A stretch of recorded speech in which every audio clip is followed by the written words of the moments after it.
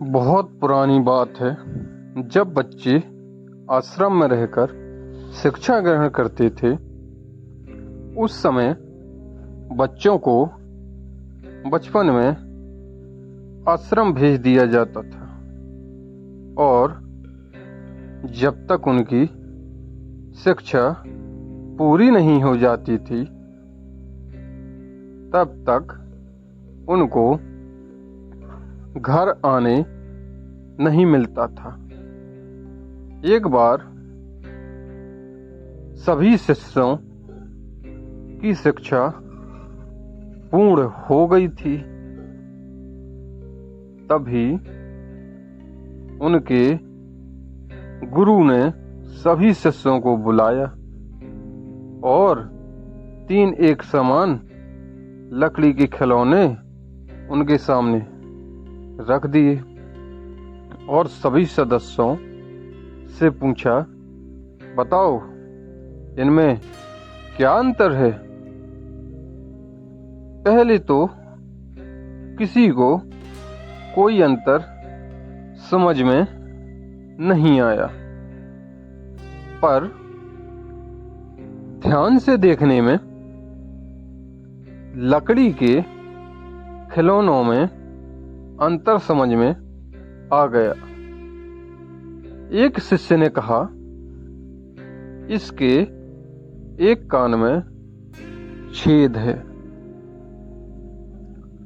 दूसरे खिलौनों के मुंह और कान में छेद हैं और तीसरे खिलौने के दोनों कान में छेद हैं। गुरु ने उन सभी सदस्यों से कहा, जीवन में तुमको भी इसी प्रकार के लोग मिलेंगे। पहला खिलौना जिसके दोनों कान में छेद हैं, वह यह दर्शाता है कि जब आप किसी को अपनी समस्या सुनाएंगे तो वह एक कान से सुनेगा और दूसरे कान से निकाल देगा। ऐसे लोग कभी विश्वास के पात्र नहीं होते। इसलिए कुछ भी हो जाए, ऐसे लोगों को तुम कभी भी अपनी समस्या मत बताना। दूसरा खिलौना जिसके एक कान और मुंह में छेद है, वह यह दर्शाता है कि जब तुम ऐसे व्यक्ति को अपनी गुप्त बात या समस्या बताओगे तो वह सबको वह बात बताएगा। ऐसे व्यक्ति को कभी अपनी बात नहीं बतानी है, ना ही उस पर कभी भरोसा करना है। वह तुम्हारे सारे राज सबको बता देगा।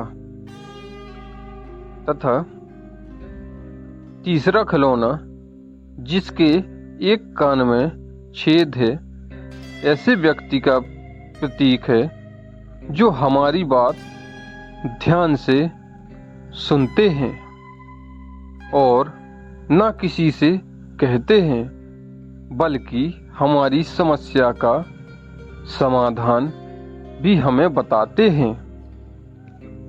ऐसे व्यक्ति सदैव मित्रता करने के योग्य होते हैं और हमेशा हमारे सुख दुख में हमारे साथ होते हैं। जब भी ऐसा कोई व्यक्ति मिले जो तुम्हारी बात किसी से ना कहे और तुम्हारी हर समस्या का समाधान करे, तो उसको कभी नहीं जाने देना। उसे हमेशा मित्र बनाकर रखना।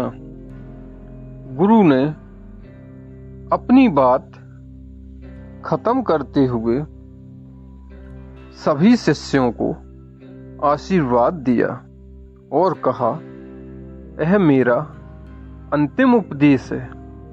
मैंने तुम लोगों को बहुत ज्ञान दिया था, पर यह ज्ञान तुम लोगों को जिस समाज में जा रहे हो उसके लिए है। इसको हमेशा याद रखना और जीवन में आगे बढ़ना। रघु की कहानी और रघु की जवानी।